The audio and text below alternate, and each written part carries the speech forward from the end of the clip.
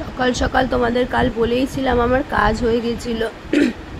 কাজ হয়ে যাওয়ার পর বাবানকে আমি খেতে দিয়ে দিয়েছিলাম। তো আমার আগে খাওয়া হয়ে গেছে, যেহেতু আমি তাড়াতাড়ি সকাল সকাল উঠে কাজ বাজ করেছে। বাবান একটু পরে উঠেছিল, উঠে পড়তে বসেছিল। বাবানকে জল বিস্কুট দিয়ে দিলাম। তো প্রায় একটু ভারী খাবার হয়ে যাচ্ছে, সকালে একটু হালকা পাতলা খাওয়া ভালো। দেখে বুঝতেই পারছো জ্বর এসছে। ভাত খেয়ে নেব, ভাত খেয়ে জ্বরের ওষুধ খাবো। জ্বর এসছে, আমি কথা বলতে পারছি না, একদম ঠোঁট ফোট লাল হয়ে গেছে। ভাতের আছে,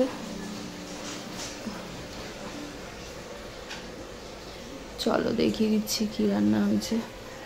এদিকে ছিল লাউয়ের ডাল তিতো, আর এদিকে ছিল হচ্ছে পোস্ত পাতলা করে। তো এতটা ভাত আমি খেতে পারিনি, অল্প খেয়েছিলাম। আমি একদম ভাত নষ্ট করা পছন্দ করি না, রেখে দিয়েছিলাম। তো এরকম করেই একটু একটু করে খাচ্ছি। তো দেখো খিদে পেয়ে গেছে, আবার এটা নিয়েছি। এটাও কিন্তু পুরোটা খেতে পারিনি, হাফ খেয়েছি। তো দেখো দাদাভাই কত ওষুধ এনে দিয়েছে। অলরেডি ওষুধ খাচ্ছি, আবার দেখো কত ওষুধ।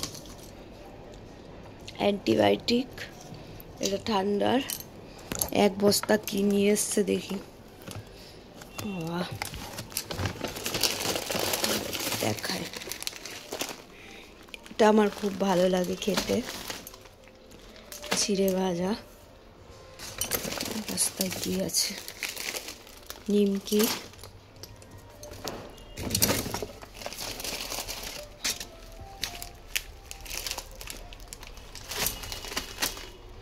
আরও আছে কিন্তু দেখানো যাবে না ওটা। তো ওইদিকে দেখো দাদাভাই কত খাবার এনে দিয়েছিল। তো এইগুলো নিয়েছিলাম, এটা খেয়েছিলাম, এটা খেয়েছি, এটাই খেয়ে নিয়েছি, তো নষ্ট করিনি। তারপরে সব খাচ্ছি, খেতে খেতে মাকড়ি দেখছিলাম, ভূতের বই, এগুলো দেখতে ভালো লাগে। তারপরে হাম সাথ সাথ হে দেখছিলাম।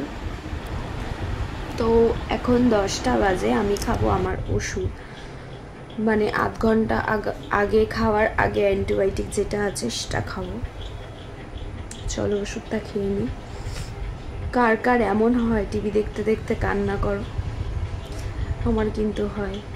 ঠাকুরের বই, কোনো কিছু ইমোশনাল দেখলেই আমার চোখ দিয়ে হর করে জল পড়ে, কান্না চলে আসে। বইটা দেখছি, মা বাবার ধরতি পে রূপ মা বাপ কা, এই গানটা মানে আমার এত কষ্ট হচ্ছে বলার কথা না। মানে কোনো কিছু ইমোশনাল, কোনো কিছু ভগবানের কিছু বলে, আমার খুব কান্না পেয়ে যায়, বলার কিছু মানে প্রচণ্ড পরিমাণে কান্না পেয়ে যায়। ধরো কোনো কিছু বই মন দিয়ে দেখছি, সেটাতেও কান্না পায়।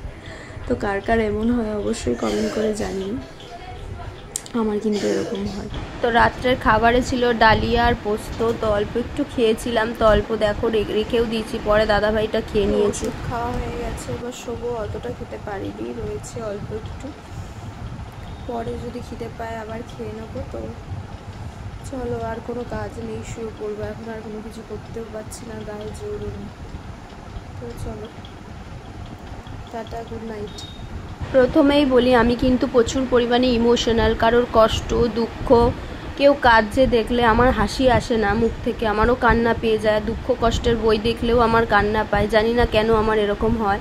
তো তোমাদের যদি কারোর এরকম হয় অবশ্যই কমেন্ট করে জানিও। আমি কারোর কষ্ট, কারোর দুঃখ দেখলে আমার প্রচণ্ড পরিমাণে কান্না হয়, আর কারোর আনন্দ তো প্রচণ্ডই আনন্দ হয়। তো যাই হোক, আমি এরকমই। তো সকাল সকাল মা দেখো খাবার পাঠিয়ে দিয়েছে, তোমাদের দেখিয়ে দিলাম। মাও খাবার পাঠিয়ে দিয়েছে, খেতে পাচ্ছি না বলে। মা সকাল সকাল লুচি আর কাবলি ছোলার তরকারি পাঠিয়েছে, তো খেয়ে নেবো। যাই খাচ্ছি না কেন, যাই যে করে দিচ্ছে না কেন, মুখে তিতো লাগছে। তো খিদে পাচ্ছে, খেতে ইচ্ছা করছে, যেই মুখে দিচ্ছি আর বেশি খেতে ইচ্ছা করছে না। অল্প একটু খেলেই মনে হচ্ছে না কত খেয়েছি, আর তিতো লাগছে। তো যাই হোক, যাদের হয় জ্বর, যাদের ঠান্ডা লাগে তাদের এই অবস্থাই হয়। আমার দুটো একসাথে হচ্ছে, ঠান্ডাও লেগেছে, জ্বর।